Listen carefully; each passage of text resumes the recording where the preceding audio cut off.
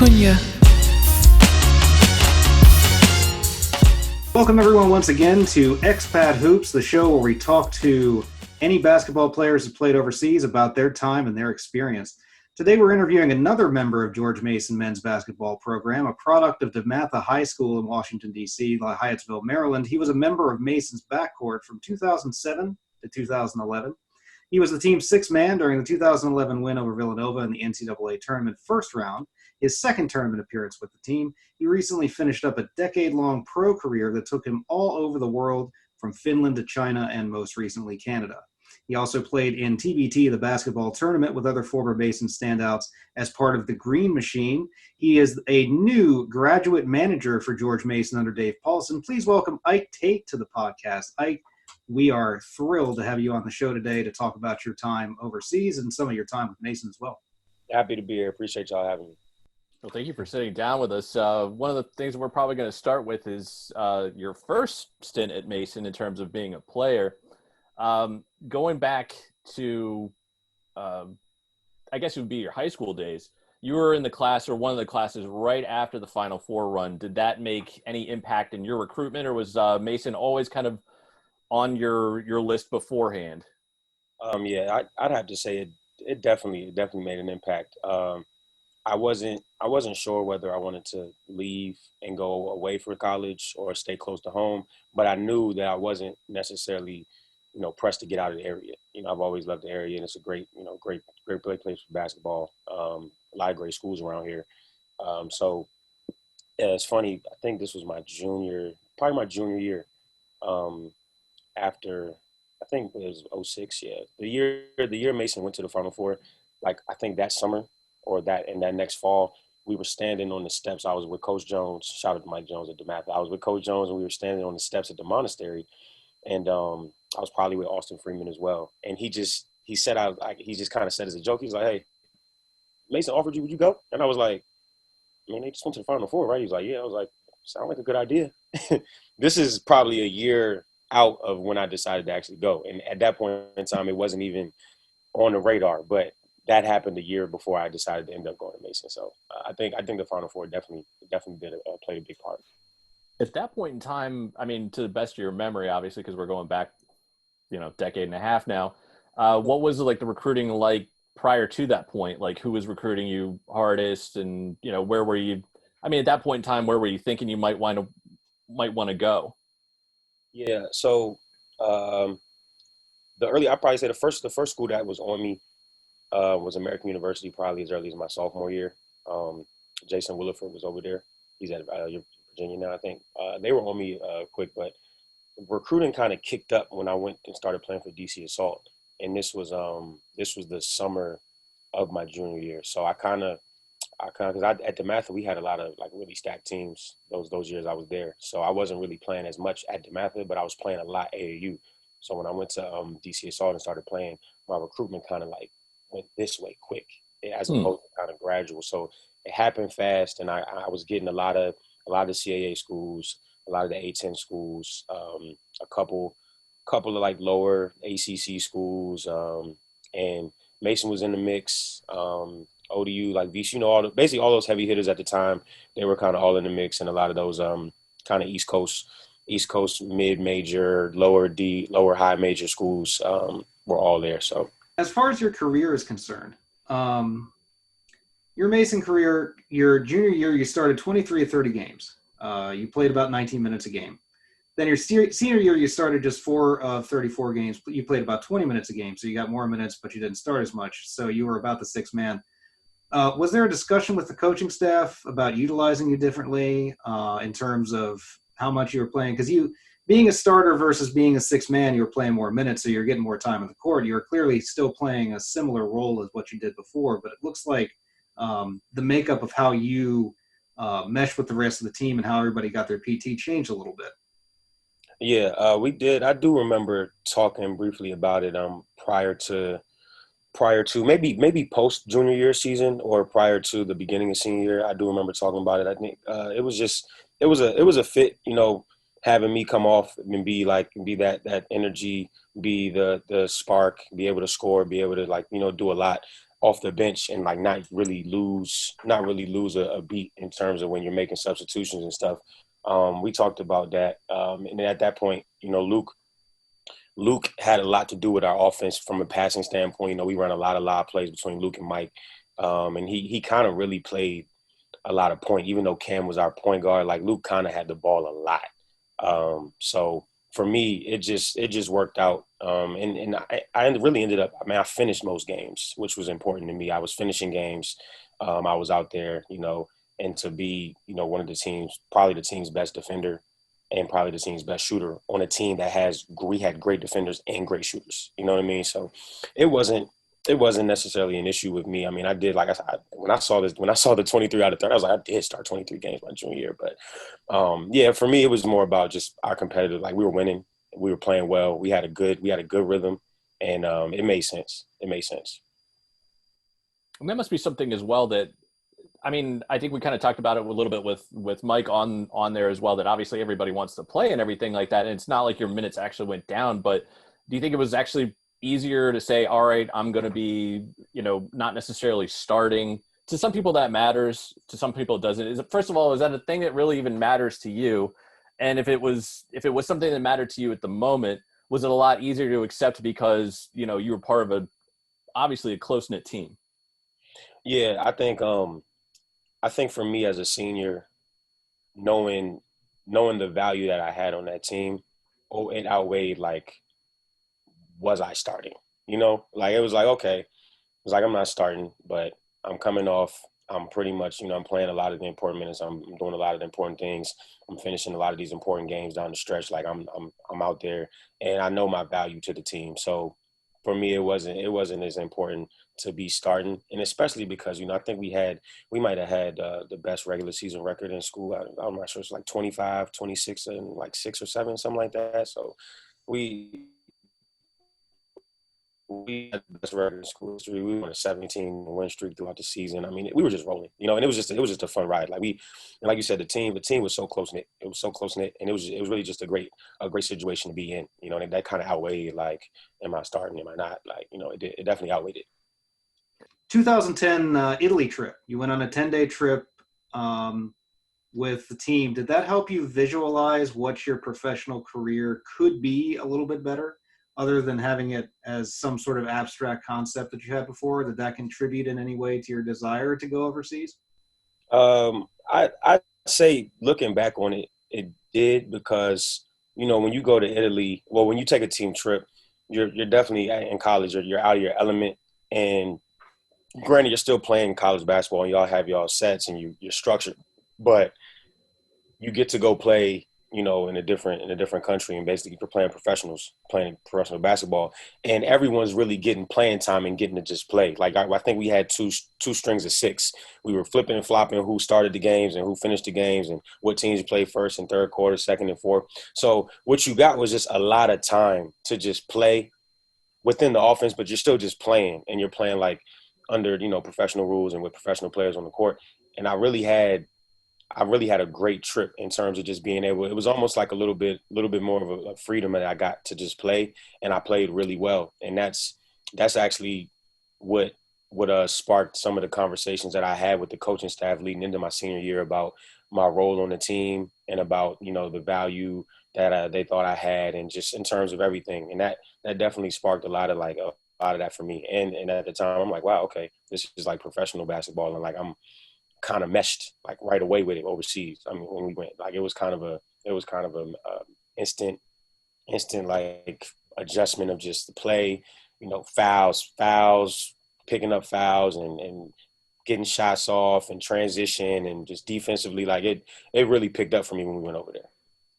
One of the things that we've kind of done on this podcast is we've talked to people about, how you actually got started. And that question, I think, is probably the second half of this. But considering your role was a little bit different, like where you went from, a starter to like a sixth man, did you find that at all difficult trying to get involved with professional basketball? Is it harder to market yourself as somebody like, look, I'm just coming off of being a sixth man after being a starter? Was that like a perceived negative as you tried to market yourself to teams getting started?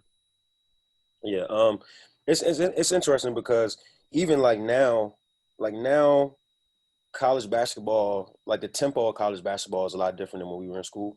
And, you see a lot more just high octane offense. A lot of guys putting up 20s, 30s. Like when I was in college, we were still kind of running set basketball and like a guy who's a 40-some% 3-point shooter, you might get 4 or 5 a game, as opposed to now guys who are shooting threes at a high clip, they're shooting 10 a game.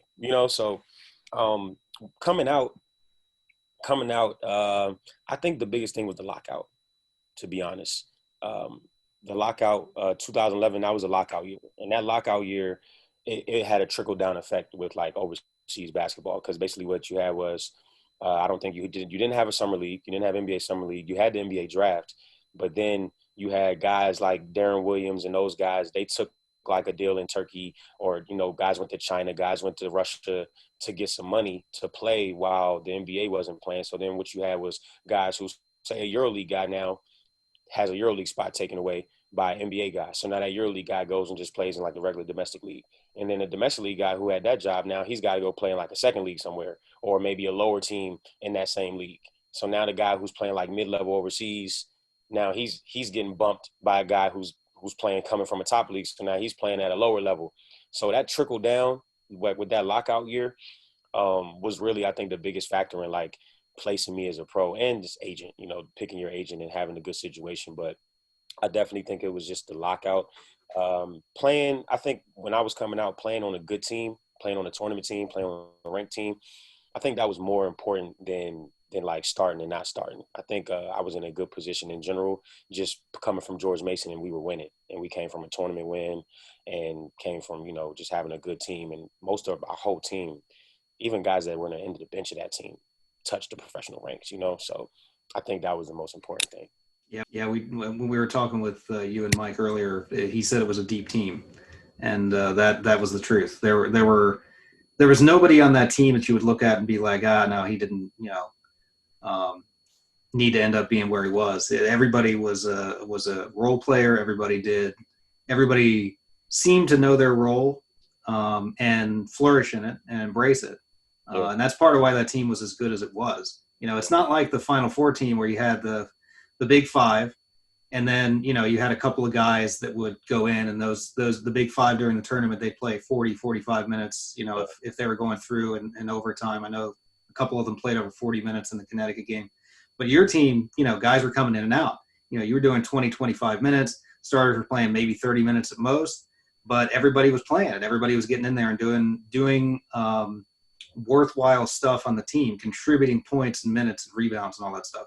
Yeah, and it's really you can't talk enough about how tough it is to get a full team of guys that are so talented to just settle into their roles, whether it's fair or not for you at the time, and just be able to just really selflessly just be a part of the team, be about the team. Like we had like battles in practice every day, and I think that's what makes it good team. When you have a team that can compete every day in practice, like when the first team has to come and show up every day because the second team is that good, and everybody is like trying to compete. That's when you just get better. That's when you see teams like get really good. So even though we had guys that weren't even like making the rotation sometimes, every day in practice it was like who's going to get off today, And I think it's just a testament to how good and close knit our team was, because like I was there 4 years. Like we all know, my freshman sophomore year, I was in the same position. I couldn't see the floor a lot, not because of not performing. It was like it's just what was going on. We had Final Four guys coming in, coming out. We had a couple older guys that were still playing and kind of had that same culture, And when I was a senior, we same thing. Like we just had guys that were able to mentally just wrap their head around, look, this is what we got to do, And it worked. We had a deep team, and like. Yeah, and you're now the second person from that period of time. Obviously, when we had Mike on last week individually, he was talking about the practices that you guys were having, and obviously there's a lot of overlap between your time and his time, being slightly older than he is, and that meshes really well with what he was saying about when he came in. And I think it was like the first up until his junior year, about how like the team they went to practice all the time and played with one another all the time. that sort of stuff, and the amount that you guys were putting in, the amount of work you guys were putting in. Yeah. Yep. Yeah. Like looking back on it, like it was just such a good environment, a good, healthy environment of competition and like just accountability and being, just being everything, every bit of what a team is supposed to like encompass. Like we really had a lot of those aspects. Like, yeah, I get chills thinking about like just how much of a team we had those years. Like when I was in college, like it was great. Yeah, when we had Mike on earlier, we were talking about how you guys felt like if you hadn't run into Ohio State, you would have gone deeper in that tournament for sure. 100%. Like I look at it like, okay, we pull Ohio State, the overall number 1 seed in Ohio in Quicken Loans Arena second round. Like, yeah, as a mid major, and in the tournament, usually the headlines are, what big school is not by a mid major, or what school that's not supposed to lose is to a team, and we caught like whatever Thad might have fed them, like to motivate them that game. Like I just sit there and think, I'm like, oh, they were so worried about losing that they played perfect. So kudos. And like I think you were saying against when we had Mike still on, is like basically if you look at the numbers, which again Tony can pull those up if you really want. 61% from three. 61%, and in the game after where they were not quite so hot. Yeah, you're probably onto something there. Yeah, like it's just kind of like, man, like he scared them into like winning. Like I know they probably prepared for that game against us more than they probably prepared for any game that whole season, for sure. Because those are the ones on the schedule where you just kind of mark it off as like, okay, we can get this win. Those are the ones that'll come and bite you. So I think that they approached that game very locked in. Yeah, and it showed that they did. But and as far as 8-9 games go, like George Mason Villanova, the game before that was a really good game between two teams that matched up well together in terms of their competition and all that. And you guys seen each other the year before too. Yeah. We did have a pretty consistent relationship with Villanova when I was in college, and with their team. Like me and I think they had a big Maurice Sutton. We grew up together. He lives right around the corner from me. Corey Fisher. I played Corey Fisher in high school, so we were going back. We were actually going back and forth a lot that game because I beat him in high school. He played at St. Pat's, Dexter Strickland, Jeff Robinson, and so yeah, we went back and forth with Villanova. That was a good game. We played from behind a lot of that game too. We played from behind a lot. But it's funny because we were an 8 seed, and we got an at-large bid, and we were an 8 seed. So you were 26-6. I mean, yeah, that was one of the better records in school history, I think. Yep. Yeah, and we joke around a lot about the fact that if we hadn't riled up VCU, they wouldn't. We sparked their Final Four run. That's what we like to take blame for that, because we lost to them. I've never beat VCU in Richmond Coliseum during the tournament. Like I beat VCU plenty, but Richmond Coliseum, CAA tournament, VCU, we don't like. Somebody else can beat them, but it would never be us. They that's one thing that they're not allowed to do is let us win in Richmond Coliseum at the time. Like it just wasn't going to happen for us. But yeah, we joke around about sparking that Final Four run from them that time. After they beat us, they clapped us by like 20-something in the tournament, and they went off. They had a playing game, and next thing you know, they in the Final Four. I'm like, wow. Yep. You're listening to Ike Tate on Expat Hoops talk about his pro career and his new Mason job. Just a couple of quick thank yous. First to the By George Podcasting Network, and second to Antonio Hernandez, Electric Llama Official on SoundCloud for the music you hear. Back to the interview on Expat Hoops. We're on YouTube, Twitter, Facebook, and Instagram.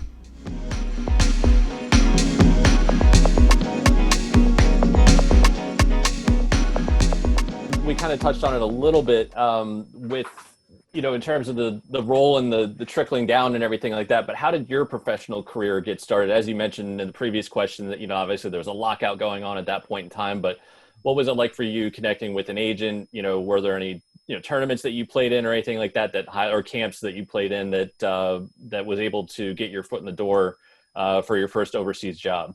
Okay. So yeah, I look back, and I definitely, if I had known better, I would have probably had a much more efficient professional career, because most of my career had nothing to do with my ability to play. Most of my career had a lot to do with where I started and how I got to where I was at, and kind of just playing catch up. I played a lot of catch up. But so tournament's over. I think was like still mid-April, something like that, late April. And I legitimately was so focused on just college basketball, the season, and I hadn't even like thought about playing pro yet. Like, not that I didn't want to, it just literally wasn't even like I wasn't taking any steps to like get an agent, to plan how I'm gonna do this. Like, I could have put my name in the draft. I could have got an agent and probably got some workouts if I was really thinking, but I just wasn't really thinking about any of that. So Coach Huger hits me. He's like, "Hey, it's an agent that wants to work for you, whatever." He's an agent out of the, I think, Boston area. Jim Buckley, Pro Partner Sports. I think they're still agent and stuff. But he was like, "There's this guy that wants to, work for you." He was like, "Look, I mean, nothing else really going on." And I mean, he contacted me and asked about you. So, I mean, get an agent, you can get a job, I was like, okay. Like, that's pretty much how that happened. Right. Like, I was just like, oh, hey, agent. Okay. Oh, I'm about to try to play. Cool. And then, like I said earlier, the lockout kind of threw a wrench in the situation, because, that just really the same way right now COVID has trickled down and affected all the industries and everything, and getting back into it is going to be a little bit like slower. And there's going to be a lot of guys that miss opportunities based on the stoppage of sports, the staggering of seasons. Is the same way that, the lockout from a productive standpoint in terms of like athletics, like it just messed up the regular events that happen, like summertime, summer league. Yeah. So it messed it up. But I got with the agent, and I ended up not getting a job my whole first year out of school. So at the time, everything's a learning experience, and you hear about agents, good agents, bad agents, and really it's just a communication thing. But this was my first agent. I didn't know what to expect, and I pretty much was playing phone tag with the agent I had this would probably be from April, May, all the way through about the next February. So this is 2012 February, where I finally said, "Hey, like, I don't doubt that you're not working for me, but you're not communicating with me well. And I'm basically in the dark here. Like, I don't have a job. I've graduated. I'm home, kind of stringing myself along, working out, waiting for a call that's not coming. And you're not even getting back to me." For agents, like, it's nothing wrong with saying, "Hey, no, there's nothing." You know what I mean? But he wasn't even doing that. It was kind of like he didn't really want to tell me that he had nothing for me, which is like, well, I mean, I can't really stick with an agent that's not communicating with me, So I sit that whole first year, and then I ended up dropping him, and I pick up another agent. Actually, Paul Hewitt put me in contact with this agent, because, this is Paul Hewitt's first year at Mason, and I was around a lot. So I was talking to Paul Hewitt, and he's a great guy, great coach, great person, always trying to help and do the best he can for like players. He's like, "Look, I got a couple guys in the Atlanta area that I'm gonna hit up, and I'm gonna let you know." Said he hit me back up. He's like, "Hey, I talked to them. They gave me another guy's name. He's out of the Bay Area in California. His name's Michael Gaston. He's not as like big of an agent, but they said he'll probably be able to work for you better and get you a good job." So I'm like, okay, sign with him, and he gets me a job to play in the UK, like within a week of signing with him. He gets me a job to play in the UK. So all summer, my recruitment as an agent, like, he hasn't been pushing me anywhere, because I signed to go play in the UK, like, let's say May, June. I signed in May, June to go play in the UK in like September. And all summer I'm just working out, like, bet I got this job. I signed a contract, and he hasn't been like pushing my information to anybody, because my books are closed, technically speaking. August comes around, and the team's owner steps down. So my contract is still, obviously in play and valid, but if the team doesn't have an owner, that means the team doesn't have, like, money. They don't have a season. So my contract still stands. The coach is still the coach, but the owner steps down, and they start to like realize, like, oh, we're not going to have time to start the season up on time, and we don't really know what we're doing because we don't have an owner. So if there's no owner, there's no team. So end of August, whole 3-4 month summer goes by. The one job that I signed to take disappears. So now, and this is UK's BBL, which I ended up playing in a couple years later. But so my first job would have been UK's top league, fresh out, probably would have went over there and killed it. And I probably would have been able to hop over to like a way better market, France, one of those neighboring countries where the basketball is good. And so, first job, you always got to take your first job in the industry, get your foot in the door, do well. And then you take that, and whatever you do, you can kind of start playing chess, start building your resume.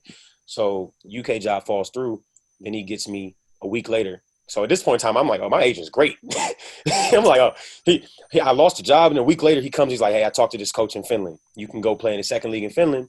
The league's pretty good right now. They got a lot of teams that just dropped out of the top league, and you can go play the second league in Finland. It's only like 2-3 Americans you'll be able to kill and go from there. I'm like, hey, bet, let's take it. So I take the job in the second league Finland, go play in Porvoo Tarmo, about 45 minutes from Helsinki. So that was that was my first job. Finland season went great. Averaged almost 20 a game. We lost in the championship because one of my teammates made a very bad IQ decision. But my plan was to play there, win the championship, move up to the top league, come right back, play in the top league in Finland, which Mike played in before, play in the top league in Finland. So now I'm 2 years in, and I would have played in the top league in Finland, and I would have been able to really start moving around and getting somewhere, Germany, Israel, Italy. I would have been able to do that 2 years out, but that didn't happen. So that was the Finland season. Yeah, it's interesting, like the career paths, and like I'm a guy that if you look at my resume is a little bit more patchy than like a guy who had a nice seamless kind of career transition. So yeah, I can definitely just explain like how things get to where they are. So I play in Finland, and it was good, but I was young. And I knew what level I could play. Like, I played at the I played high level with George Mason. Like, I know where I've been playing my whole life. So it's like, I'm not trying to just be sitting here playing, good league, but it's like, I know where I can be playing. And I told my agent at the time, I'm like, look, man, coming into this summer, like I done averaged 20 and 5 and whatever. We lost in the championship. I'm not trying to play in like a league like this next year. I want to play in a better, like, higher level like league, And the money's kind of an issue, but at the same time, I'm just like, look, I'm 2 years out or I'm 1 year out. I just want to play in a good situation where if I play well here, I can keep moving up. So I played a waiting game that next year, and that's why I ended up in Israel. So I go to Israel. My friend, actually, Ryan Pearson was in Israel. One of my friends, Jeray Grant, he was in Israel, and Austin Freeman was in Israel. He ended up coming out there too. So I'm out there, and my agent sets up a workout with a second league team in Israel. So Israel's second league is pretty solid. If you play well there, they'll take you in the top league. Israel's top league is really good. So I go out there and I kill this game. So the agent takes me. I'm in Nazareth, by the way. Shout out to Jesus Christ. He takes me to Nazareth. He takes me from Tel Aviv to Nazareth. It's like 2.5 hour drive. I go there practice one day. He takes me back. So obviously he's got like a 5-hour trip every day. He takes me there. 2 days in a row, and then we have a scrimmage on the third day somewhere else. In the scrimmage, we play a team that's basically a playoff team in the second league, and they have 2 Americans and they have a dual citizenship guy. So they basically have 3 Americans. All we had was like me and a couple of guys that were probably gonna be on the team, like Israelis. So we didn't have like anything. We had like another guy that was out there on a tryout. So I killed a game. I think I ended up having like 20, like 8-9 boards, couple of assists. Like I'm just out there playing pretty well. Could have played better, but it was good. All the players are like, hey, you gonna come play with us? You gonna come play with us? I'm like, yo, I'm in Israel. 3 of my best friends are in Israel. Like if this coach offers me a job, I'm playing. Right. And I'm thinking like, okay, everything's gonna be good. I play well. They'll probably offer me and it will be good. The agent's like, hey, you did what you had to do. We don't have to go back to practice for the rest of the week. Because, obviously he don't want to drive 2.5 hours there and back. But I'm thinking like, that's what you say. That's what you say. So the team ends up not pulling the trigger on me in Israel. And I'm just like, what? And then I tell my actual agent, I'm like, look, he didn't take me to practice the rest of the week, but he said, they should have made a decision. He was like, yeah, I probably would have still took you to practice. That might have played. And you probably know now, talking to Mike, talking to Tony, European coaches and stuff, like when you're over there, a lot of little things kind of implicate bigger things for them. So he could have just been like, he didn't come to practice the rest of the week, and I don't know about that. Like, who knows? So that's me in Israel waiting. And then I end up going to the UK in January, February. And this would be Surrey, right? Yes, this is Surrey. I get to Surrey, and my wrist is hurt, but I'm killing.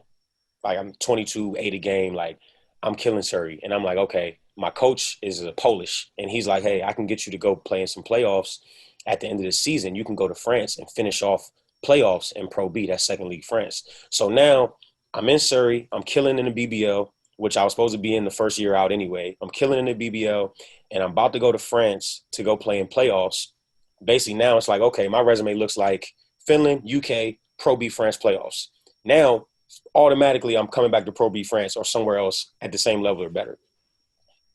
We go to Russia on a tournament, and I'm playing a lot of minutes, and we have a lot of young guys, and I'm sore, but I'm not really sure at the time, like, how to listen to my body. I've never had a serious injury.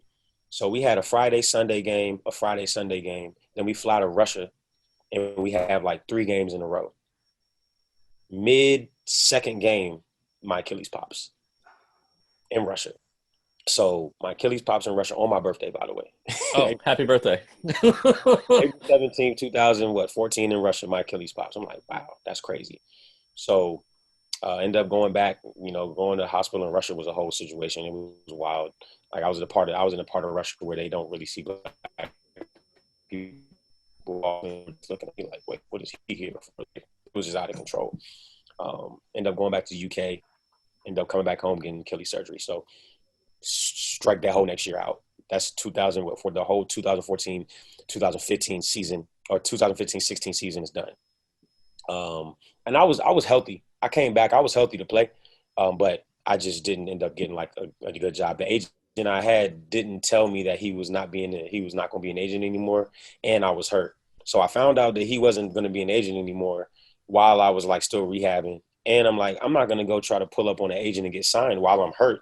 Like, it's like you asking to go get a job, like, while I'm interviewing for a job and I can't take the job. So well, like, and also, I mean, to like, one of the things that's like, first of all, a little backstory. My wife has had Achilles surgery.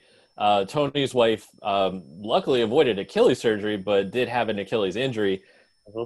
It's a significant injury, I think, that a lot of people don't realize. And then when you throw on top of it, if you're playing a sport like basketball, that can significantly alter somebody's career potentially. Yeah. So, I mean, that's significant. Not only just an injury, but a significant injury potentially to a basketball player. Yeah, and at a terrible time. Like I was, kind of climbing out of the mud with the Finland, UK, and it's like, okay, I'm almost back on track. Achilles. And then that whole year goes by. So now my agent's not an agent anymore. And I'm trying to get back into playing the next season. And now, you're getting questions like, all right, so now they're looking at your resume because now I've been like 3 years out. They're like, oh, you played in second league Finland? It's okay. It's cool. And it's like, oh, you played in the UK, but you were only there for like half a season. You did numbers. So you did your numbers. So that's good. And then it's like, all right, then you sat out a year. And it's like, all right, what happened? And then I was like, oh, you kind of fall into the same cycle of, oh, well, you played there, so we don't know. And then you kind of hadn't played. And so that's when this cycle starts. And then I end up with no agent. I end up taking a job in Spain, a lower league in Spain. I ended up taking a job because I'm like, I can't sit out 2 years and think I'm still going to play basketball, right?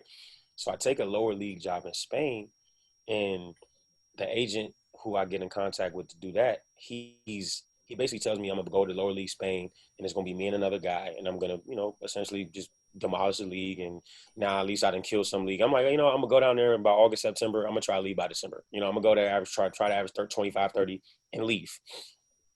I get there, and, Spain's one of the, second best league in the world after the NBA. They really play basketball. You think like Spurs, they play basketball. I'm in this lower league in Spain thinking they're going to just let me run wild. I get over there, and great coach. We're playing system basketball in a lower league in Spain. And on top of that, we have 4 imports. So I'm like, I get over there, and I'm like, yo, this agent just told me it was going to be me and another guy, basically a guard and big, and I was going to be able to play 20, 30 minutes a game and pretty much do whatever I want to do. And I'm like, wait, we're over here playing system basketball in a lower league in Spain. This is not where I need to be right now. This is not helping. So I ended up playing that whole season. That was probably the worst season of my life. I was mentally drained. I didn't want to be there. I was in a weird space with basketball. Like my shooting numbers, that's the worst I've ever shot from 3, like ever. I just was really off that whole season. But I played the whole season, still ended up averaging like 14 a game. We had 2, 3 guys averaging like 14 apiece. what does 14 points look like in a lower league in Spain to someone that's trying to talk to like top leagues or, second leagues where it's like guys are averaging like, 15 plus, or like some of our imports are averaging 14. It's like they're looking at me averaging 14 in that league. Like, well, if you're averaging 14 there, just 1 + 1 = 2. What are you going to average here? So that killed me. That really killed me in Europe. That Spain season killed me in Europe. And then that's when China comes into play. Like that next I think this was the next fall. You're listening to Expat Hoops, our interview with Ike Tate. You can find us on YouTube, Twitter, Facebook, and Instagram. Our full archive of past interviews is available on Spotify at the By George Podcasting Network. We also release highlights on our own social media platforms. You can listen to us and the By George archive at giantkiller.co. Back to Ike Tate on Expat Hoops. This is about 2018, right? Yeah. So in 2017, I was about to take a job in South America or something like that, and it fell through. But then my friend Austin was going, and James Maid was in Atlanta. He was like, "Hey, I got my guy hit me up about a combine to go to China. Do you want to go? It's in Atlanta." And he was like, I told him. He basically was like, "Don't worry, I already told him." Like, he's like, "I already told him you coming." He was like, "Yo, just tell your boy." He was like, "Oh, your boy from George Mason, right?" He was like, "Yeah, just tell him to get down to Atlanta by Tuesday. It's 2 days. It's only going to be like 25, 30 guys. There's going to be some Chinese scouts and general managers there. Tell me to get down." So perfectly enough, me and him been working out the past like 2 weeks because he was about to leave on the job. So I was sharp. I was very sharp. So I went down there. I killed for 2 days straight. And it was a lot of D-League guys. Shannon Brown was there. Like, I didn't know what to expect. These combines. So we like, I'm going to go to this combine. And it's about to be, like just who knows what. And then I'm like, man, it's like March. I was like, man, of all the guys home, not to say that I'm like the best player ever, but guys who don't have a job right now, like there shouldn't be too many more guys that are better than me that don't have a job. Like not even talking about guys that are playing, but like just at the crib, I got to be able to go out there and stand out. So I get there and I'm kind of like, oh, wait.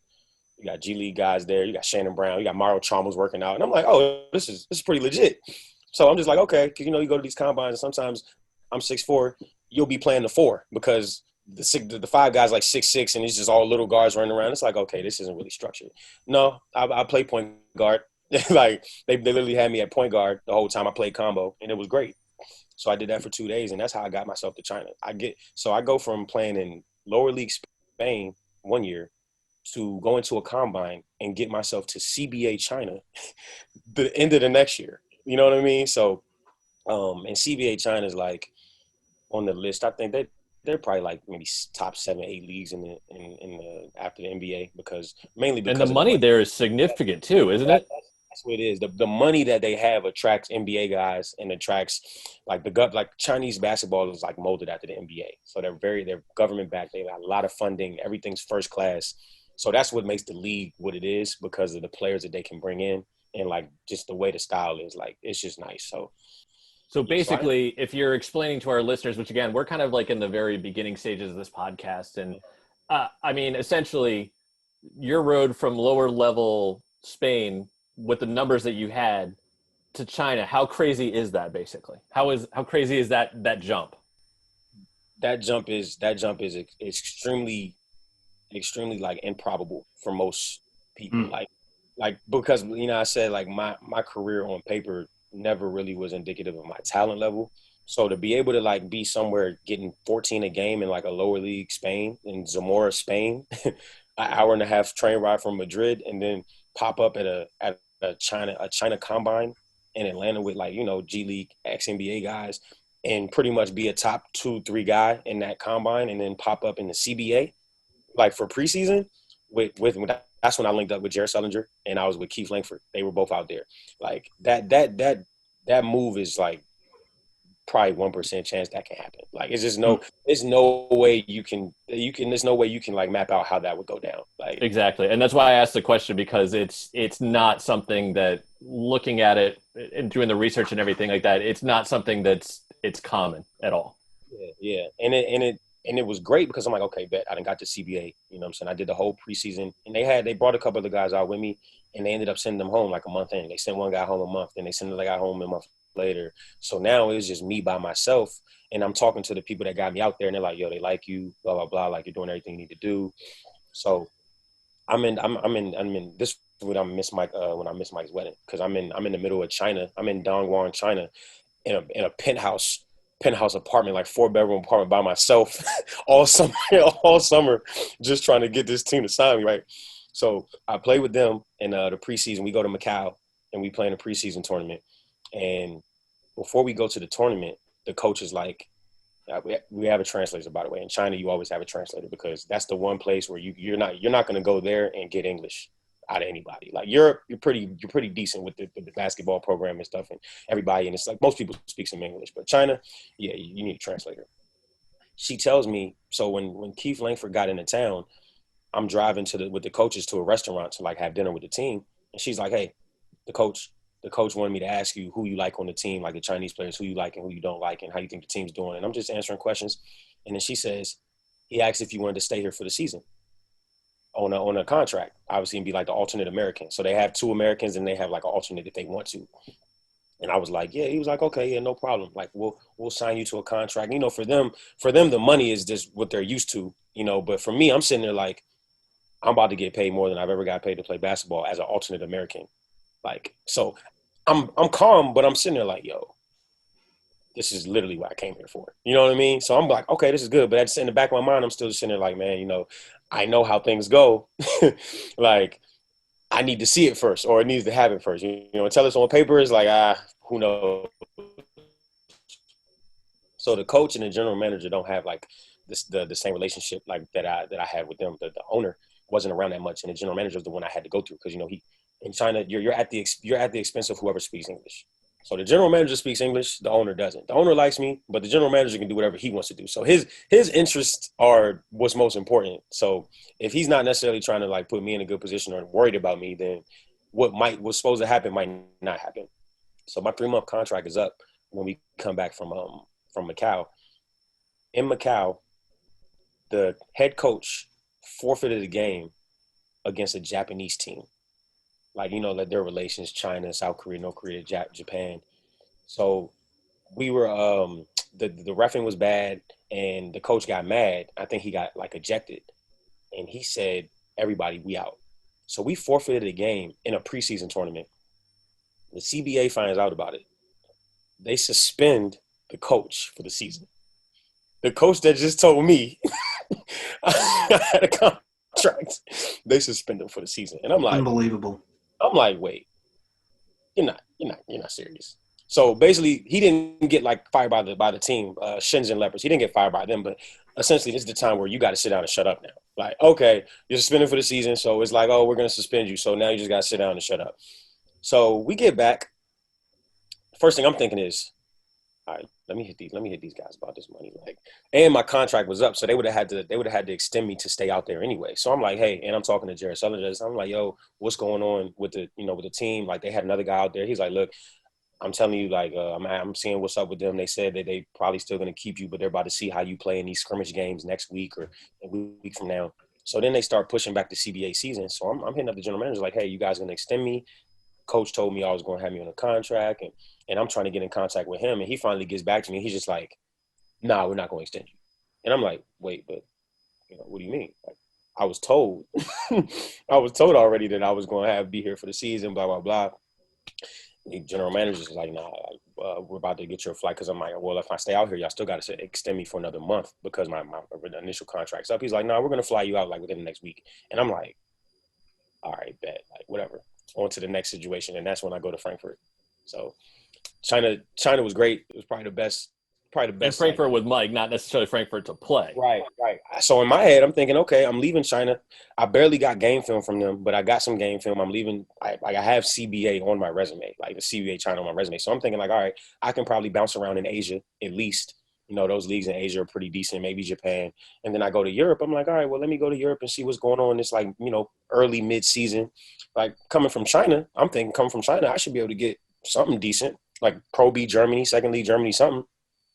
But now this is when I start running into I started running into the same problem where teams were like, well, okay, you just in China for a couple months, but then like you weren't playing last season, and then you were. It looks like you were in Spain here, and then you were in so that past keeps coming back. It's like, okay, now it's coming back to like haunt me, where it's like they're asking these questions about why there's so many gaps in my resume and this and that. Then I have to give them the whole spiel, like, look, there's a gap in my resume because I didn't have an agent, and I had to take a job that I didn't want. Now I played well, but now you're looking at me like, well, you took that job, so you don't really, that's not a good job to take. I'm like, well, I only took it because I didn't have any. Like, so that cycle just keeps repeating and repeating. So that's how I end up in Frankfurt for like 3 months and nothing comes up, like nothing at all. So then I come home and I'm at the crib all summer again. And then that's when I know a couple Rashad Wack has played in Canada before, and a couple other guys I know play in Canada. And I basically like beat down the door at Moncton for like the Moncton Magic now. I saw you Moncton Miracles. They changed their name to the Moncton Magic. So I beat down the door to get invited to training camp out there to play in Canada. So you end up in Canada after your situation prior to that. You're trying to get a job. You're in Frankfurt for 3 months. You said nothing was coming up. You were explaining your resume and all that. How did you, when you went there, you were busting down your door. What operationally, how did that come about? Like, how did that idea to end up in Canada come about when you went there to get that job? Like, why Canada? How did you end up in Canada from where you were before? Okay, yeah. So, yeah, in terms of like busting down the door for Canada, I technically at the time hadn't been signed to an agent since before my Achilles injury in 2014. I've been talking to a lot of different agents and doing like pretty much my own version of like networking and getting connected with people and kind of trying to get people to work for me. And it's a very exhausting, like all of the work that I was doing, all of the work that I was getting for the most part was like me physically like contacting and reaching out to people, FIBA websites, word of mouth, hitting my friends, oh, you guys got an agent I can hit up and see if they want to work for me. Like this was like an ongoing thing for like all the years of my pro career. But Canada came up because so I was trying to get back into Asia at the time and I couldn't. Well, not really couldn't. None was coming up. And then I was home and I knew at this point in time, I know like, all right, I haven't played in Europe in several years. They're one going to lowball me if I get a job, and two, they're probably not even going to want me to come over there, So Canada's a little bit more. It's in North America. Canada's a little bit more. But Canada's a little bit more easy to just break into because it's very like it's right up top. A lot of guys they work a little bit more hands-on as well, where you can kind of DM a coach on Instagram or something and be like, hey, training camp information, or if you can hit somebody to hit somebody, and they'll be like, hey, I'm gonna shoot you coach's number, just shoot them a text. It's a lot better. It's a lot easier than working like in terms of like European and Asian markets with agents and different language barriers and stuff. A lot of the coaches in Canada, they don't really work with agents all the time. A lot of the coaches in Canada sign their players like direct. The head coach is usually like the general manager. So you can get on the line with a Canadian coach, and he'll be like, hey, yeah, send me some film. Hey, well, yeah, we'll bring you out on a training camp contract. Like they'll handle all that themselves. That is really interesting. So you had some prior knowledge that the league was accessible, basically, and that's why you went there. Okay. Yeah, and I had an opportunity to play in Canada when the time I went to Spain. When I went to Spain and took that bad job, I could have went to Canada, but I was following information that the Canadian league wasn't really as it's a newer league. I think the league's only 10 years old now, but at the time they're like, the Canada league, like it's looked at a little bit bad in terms of Europe and everywhere else. And at this point in time, I'm not at the point in my career where it's like, I'm gonna go play wherever. I was just like, look, I'm trying to get back to Europe to like play, basketball in Europe, and that's just what my focus was. So I was like, I'll stay in Europe and take that Spain job. I should have took the Canada job in hindsight. If I took the Canada job, I would have probably been in Canada's league about 3-4 years prior, and would have been able to at least stay there and jump, or do something else. It would have been better than going to Spain. But yeah, so I come back to Canada, and I'm talking to a coach. I got a friend that's playing on the team that's from this area. Rashad Wack played for the coach before.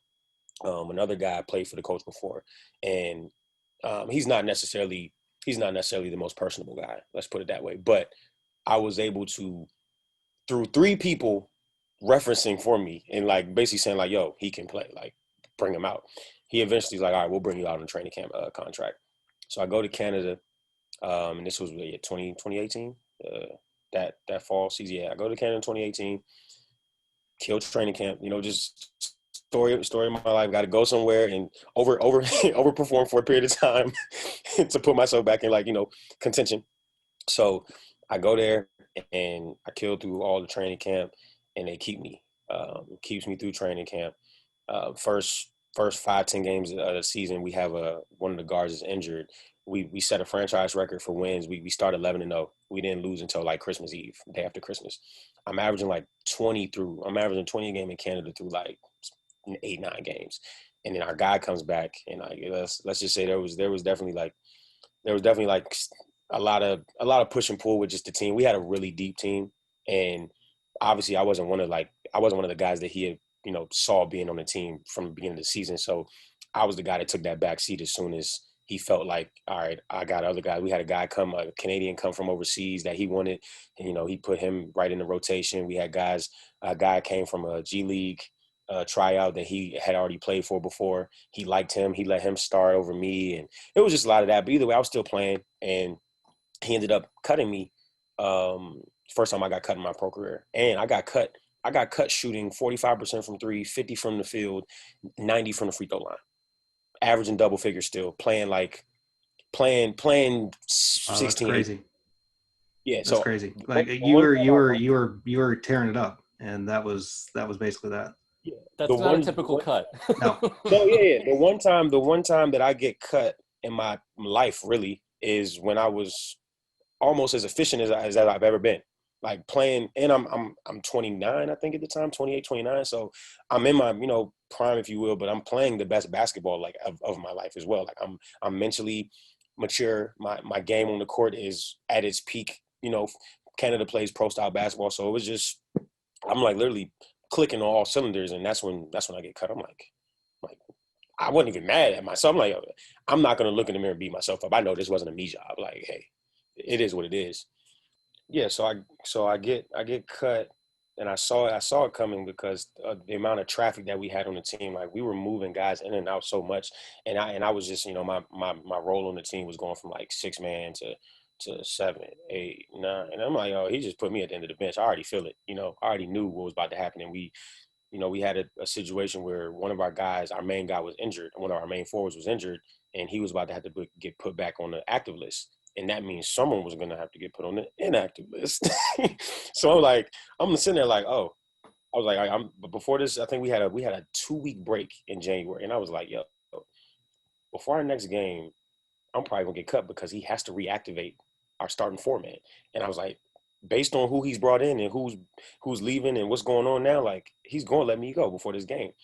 Lo and behold, he calls me into the office on like whatever day it was. I remember I was like, hey, y'all, I'm about to go in this meeting. I'll let y'all know how it go. Calls me in, cuts me. He's like, hey, man, like, yeah, the conversation was the conversation. He's like, hey, like, we're letting you go and blah, blah, blah. Numbers game, basically. Yeah, like, I'm just looking like, man, that's crazy. Like, I'm literally, and I was top.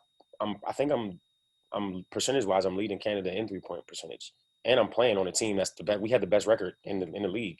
Yeah. And I'm sitting there like, yo, I'm really getting cut for kind of almost, it felt like a Jimmy Butler situation in Minnesota, like where he was ruffling up too many feathers. Like it was like, oh, he's messing up what I wanted to do, and I can't keep everybody I want to keep happy if he's here playing at this level, and I can't, I just can't keep him off the court. And it's just, he had to kind of choose his guys over, a guy who wasn't his guy, which I understood completely. That's just what it was. So I get cut from there, and the first thing I do is hit up the St. John's Edge because, one, they got like Big Baby over there. They got a lot of guys, and they're good.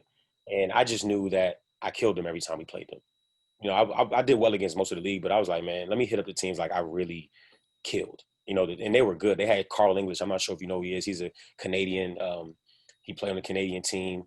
He's like 40 now. He played EuroLeague for a lot of years. So he's over there. He's St. John's like native. So he's playing there. They got Glenn Big Baby Davis over there. They got a roster full of like high level D1 guys that played. And I'm like, this team's good. So I hit up the coach. He's like, yo, yeah, did you leave Canada yet? Because you can just come right here right now. I had already came home. I came home for 2.5 days, signed the contract, went right back to St. John's. Right to St. John's. Like this happened within 48 hours. I got cut, and by the time I landed, they were sending me the contract to come right back out. So that was a blessing. Wow.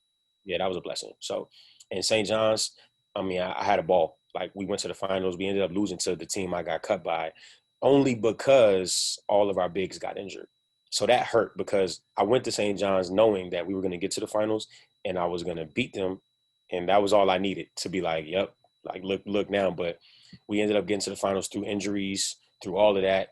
And we were playing 6-7 guards by the time that series was over. Like, the first game of the finals, Big Baby had a concussion from the last series. So he misses the first game. Then, so we lose. We had our backup big, Olu Ashlu. He's a Canadian with the Oregon. He's really good. He sprains his knee in the first game. So we lose the first game without Big Baby, and our other big sprains his knee. He's out. Second game, Big Baby plays, messes his foot up.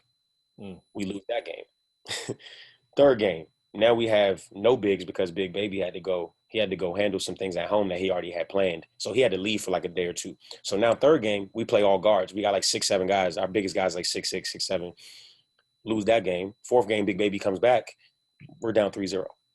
And this is all within a span of like a week. Looks like NBA playoff series. So right. That's how we ended up losing in St. John's. But St. John's, I had a blast. Like, that was my last season at this point. I had a blast, like, played great.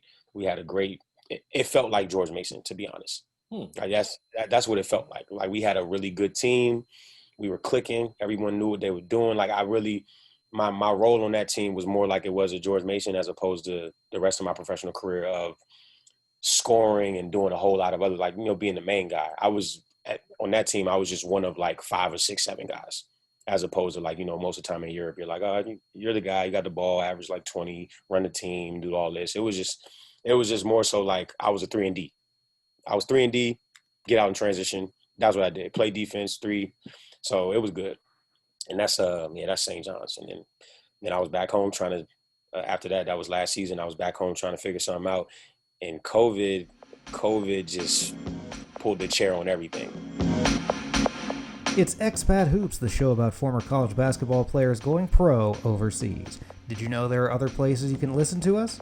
You can find us on YouTube, Twitter, Facebook, and Instagram, on Spotify at the By George Podcasting Network, and GiantKiller.co. We do things a bit differently on each location, so be sure to follow and subscribe.